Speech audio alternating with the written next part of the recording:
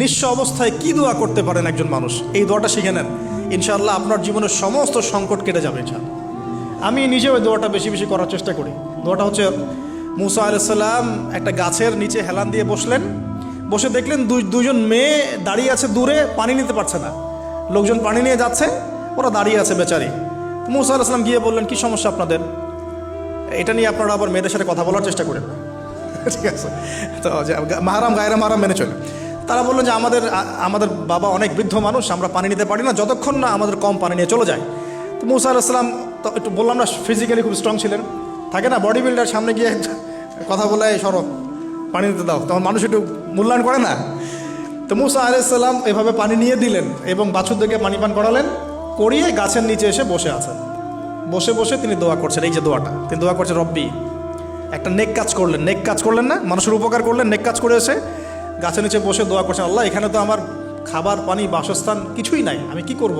রব্বি ইন্নি লিমা আনজালতা ইলাইয়া মিন খায়রিন ফকির, রব্বি ইন্নি লিমা আনজালতা ইলাইয়া মিন খায়রিন ফকির। আবার বলেন, রব্বি ইন্নি লিমা আনজালতা ইলাইয়া মিন খায়রিন ফকির। অর্থ হচ্ছে, হে আল্লাহ, তুমি তোমার পক্ষ থেকে আমার উপরে যে নেয়ামতগুলো দিবে, আমি এর জন্য ফকির হয়ে বসে আছি আল্লাহ।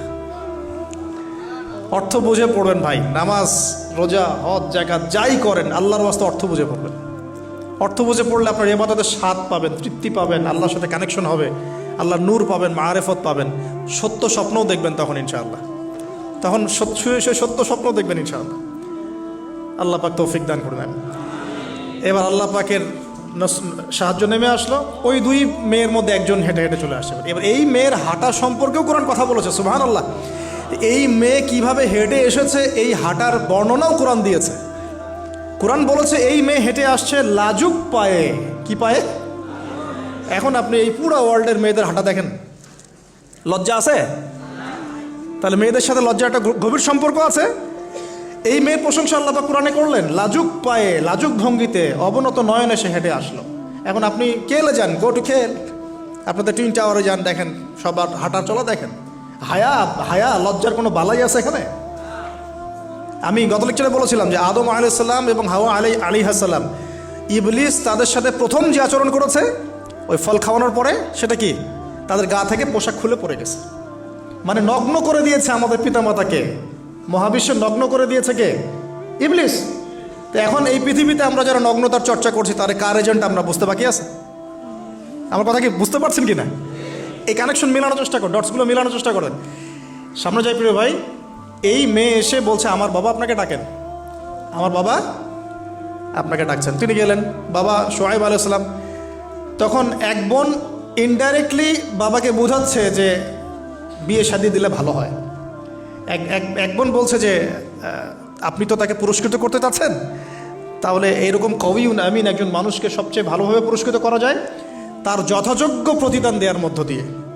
তো মেয়ের ইশারা বাবা বুঝেছেন, তিনি নিজের এক মেয়ের সাথে মুসা আলাইহিস সালাম বিয়ে দিলেন, সুবহানাল্লাহ।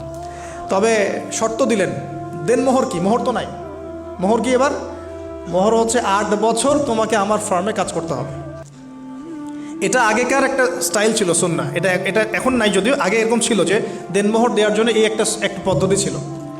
যেমন ইয়াকুব আলাইহিস সালামের ক্ষেত্রেও এরকম 7 বছরের কথা আসছে, তিনি 7 বছর তার শ্বশুরের ফার্মে কাজ করেছেন। এটা নতুন ছিল না ওই সময়, এটা কমন ছিল। এখন যেমন আমাদের দেশে কমন 10 লাখ টাকা মোহর হবে, 10,000 টাকা দিব, বাকিটা সব বাকি, তাই না? তো এরকম আর কি কমন কিছু বিষয় থাকে আর কি। আস্তাগফিরুল্লাহ, মাফ করো, বলবে বাসরাতে বলবে আমাকে মাফ করে দাও। শুরুতেই নিজের গায়রথহীনতার পরিচয় দিল, আবার এদিকে শ্বশুরের কাছে মাশাল্লাহ মোটা অঙ্কের ডোনেশন নিতে চাচ্ছে, যৌতুক। বিয়ে আমাদের ওখানে মাশাল্লাহ মানে কেনা বেচা, মেয়ে বিক্রি করতেছে আর ছেলে কিনতেছে।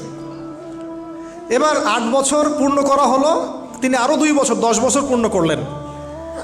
এই 10 বছরে মুসা আলাইহিস সালাম নববী পরিবেশ পেলেন, অভিভাবক পেলেন, স্ত্রী পেলেন, প্রেমময়ী সন্তান ইত্যাদি সব কিছু। এবার আল্লাহ রাব্বুল আলামিন তাকে মিশরের দিকে যাওয়ার যে সময় তো এখন হয়ে গেছে, 10 বছর হয়ে গেছে, মিশরে যেতে হবে।